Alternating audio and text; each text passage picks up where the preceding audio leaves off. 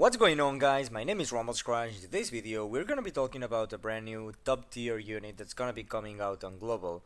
I don't exactly know at what time they will come out, but in less than a week I am assuming, because this is a week time traveling. So we're gonna be first talking about the unit and then about the Sugofest and whether or not you should pull on it or you should save for other units. But let me tell you that this unit is actually quite amazing, to be honest. So this unit is very good in the normal game, so in PvE, but also it's really amazing in PvP. Now we're gonna be talking about the information now, but they are a fighter and cerebral unit, and they are basically centered on, I mean, they are kind of rainbow. So their main use, I think, is gonna be rainbow, but a lot of units on the rainbow team are actually cerebral. So they're gonna be working really well, for example, with PvP Nekomamushi.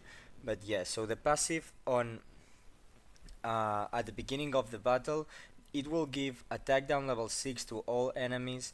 Then for the first 40 seconds, defense down level 2 and special city down level 2. So that passive is amazing because it's basically, I mean, the attack down, yes, it's nice, but it's not game changing. But the defense down level 2, it's amazing, and the special city down level 2, it can actually deal some damage to the structure of a enemy team. For example, if normally a unit is charging at second 80, and normally in general that unit is attacking at second 80 or something like this, then you can not only delay sometimes a unit by 2 seconds or 1 second, but you can delay the unit for the next time they're gonna attack, so that could be maybe 10 seconds. So that's actually a lot, and it's very significant in some cases. So in general, I think that's gonna be really good, and obviously the defense on level 2, it's amazing. Really good to have that just in the passive, so it's kind of free if you have the unit there. And then on a 35-second CT, it's kind of high, but for what it does, it's actually worth. They will target 3 enemies for attack 2.5, so very high attack multiplier to 3 enemies, and then massively debuff their speed by level 9. So that's similar. For example, Roger debuffs the speed by level 10, and it's actually quite useful. I mean, it would be nice if that speed down would be something maybe a little bit more useful for the team. Maybe some defense up, even if it were like a low defense up buff. But well, I mean, the speed down is actually quite nice. But yeah, the main thing in the special is the damage to 3 enemies for 2.5 multipliers, so that's really high. And yeah, the city is kind of high, but if you use them in a rainbow team, the rainbow team is actually really tanky, and with the debuffs of Sanji Pudding even more. So I think it can actually work really well inside a rainbow team, and they can actually get to activate. And if you combine that that special with the defense on level 2 on the passive, it's actually quite amazing. So it's gonna be working really well. Now the speed stat is really high, which is really nice, and the defense stat, yes, it's normal. So not good or bad, it could be better definitely.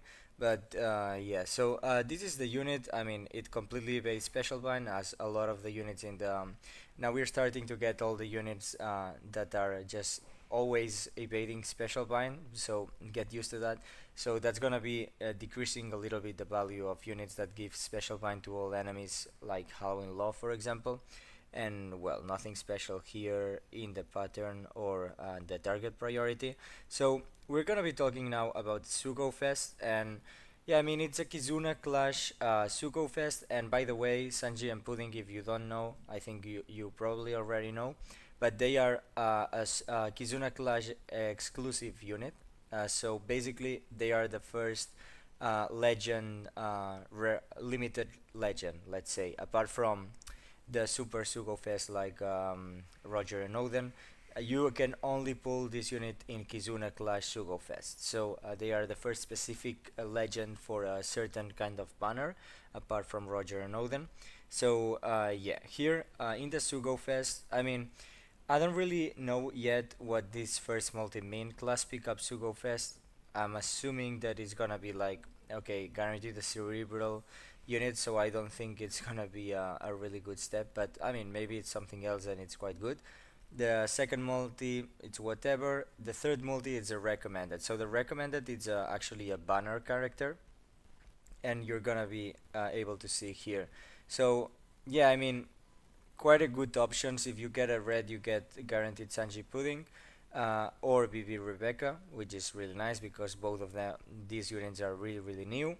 And then there's limited rare creature Chiffon that's gonna be debuting with a banner. So for the normal game, that's good. And then other units, limited units. So I mean, it's kind of good. The third step, and then the fourth with is one gem multi. So yeah, I mean, it's not a bad Sugo Fest, I would say. I mean, it could be better, and they are guaranteed at 25 multis. So let's talk though now about whether or not you should pull for this unit, but because I do think this unit is actually close to being, if not if not it is at tier 0 in terms of tier list of units, because it's not only that they are really strong, but they also work really well inside rainbow teams, well, and cerebral teams, which are kind of rainbow. But the problem with this unit is the moment where it comes. So the rainbow team is gonna be really strong, and probably we're gonna see a rainbow comeback. And when I say a rainbow comeback, I mean, like, for example, yes, we're seeing a lot of rainbows right now, but it's because it's a very good team to stall out.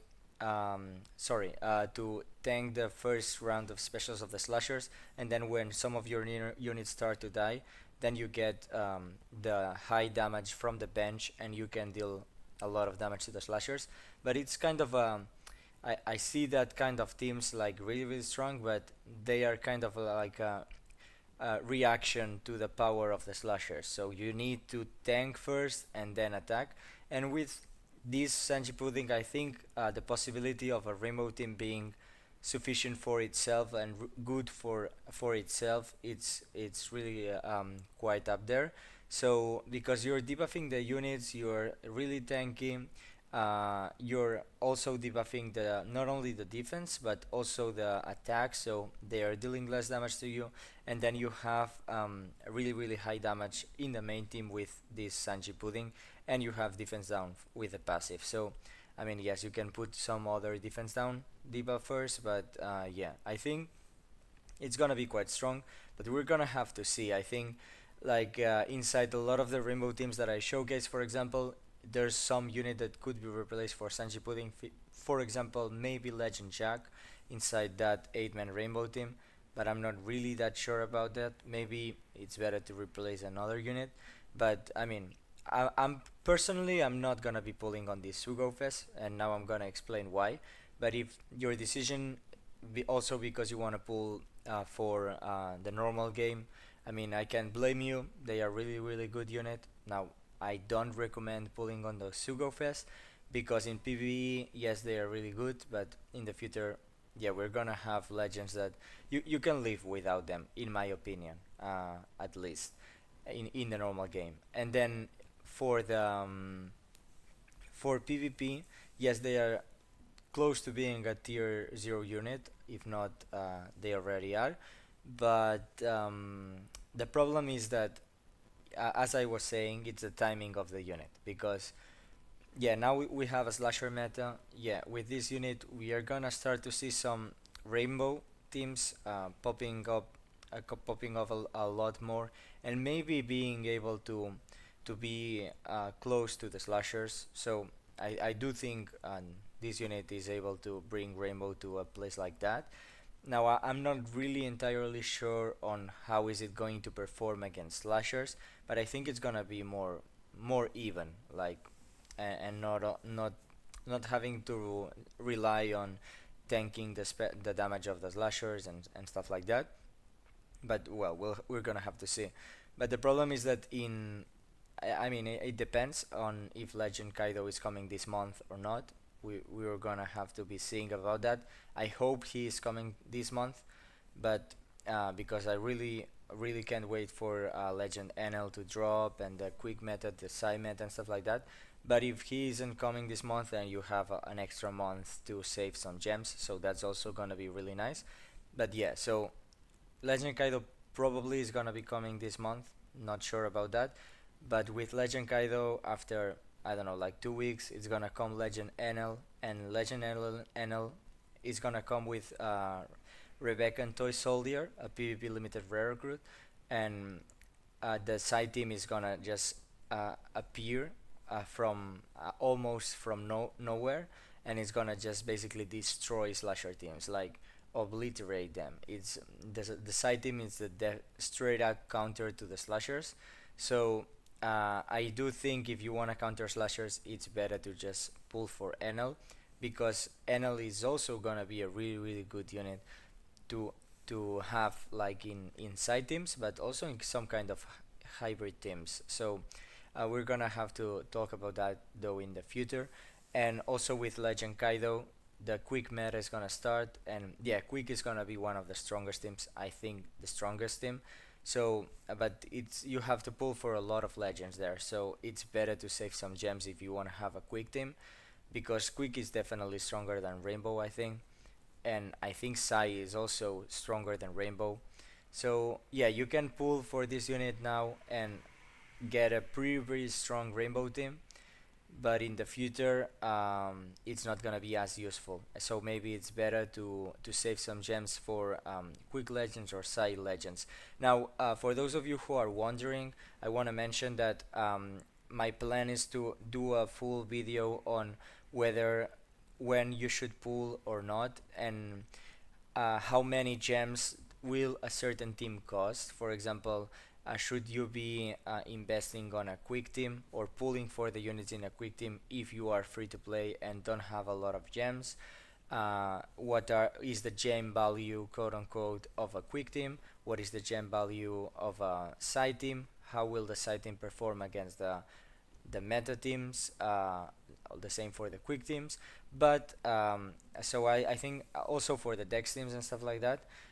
So that's gonna be a really interesting video. I'm looking forward to it, but I'm actually waiting, and obviously in teams, because in teams are gonna start to see a lot more play in JP with legends like Legend Moria, Legend Bonnie, and even Legend B3 Blackbeard.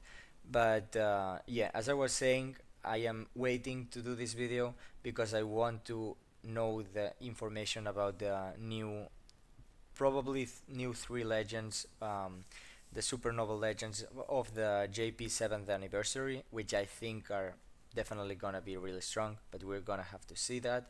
So I'm definitely waiting for that information to drop, in order to be able to analyze what meta it's better to invest in, because I don't want to do a video saying, okay, no, you should pull for this team, and then the info of the JP legends comes, and then you have to change again.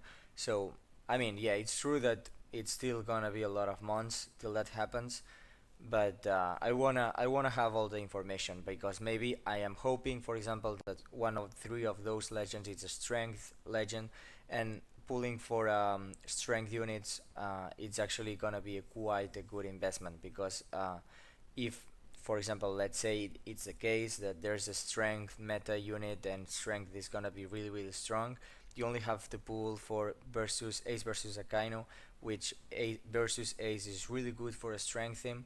And then you already have Odin. If you have Kaku, you will only have to pull for PvP limited rare recruit Law, and you have a really strong team. Also for Sweet Commanders, but the Sweet Commanders, by the time the 7 Annie comes, are probably gonna have been featured in the medal exchange, because in JP they currently are. So I think strength, if there's one legend that's meta changing in the 7th anniversary, and it's strength based, probably it's a very good investment. But well, I don't want to say that because I don't know the information about those units. So I'm hoping one of the legends is bringing strength back a little bit, and then well, we're gonna have to see what the other legends are. But I'm assuming that they are also gonna be quite good. So once I have that information, I'm gonna be able to analyze all the chain values of every team and telling you what the result is, and depending on if you have a lot of gems, if you're free to play, on what partners do you want to pull, whether or not you're more interested in building the meta team in PvP or not, then you're gonna be able to see that. So in conclusion, I don't think you should pull for this Sanji pudding, even though they are close to being a top tier legend in PvP. So like they're close to being tier 0, honestly, but I don't think you should pull for them because yeah, their value is gonna be really strong, but the future meta is gonna not be that useful. They're not gonna be that useful against the new meta. So yeah. So let me know in the comment section down below what you think about this unit and whether or not you will be pulling for them. Because if you are pulling for them, yeah, I cannot blame you because in PvE they are really strong unit.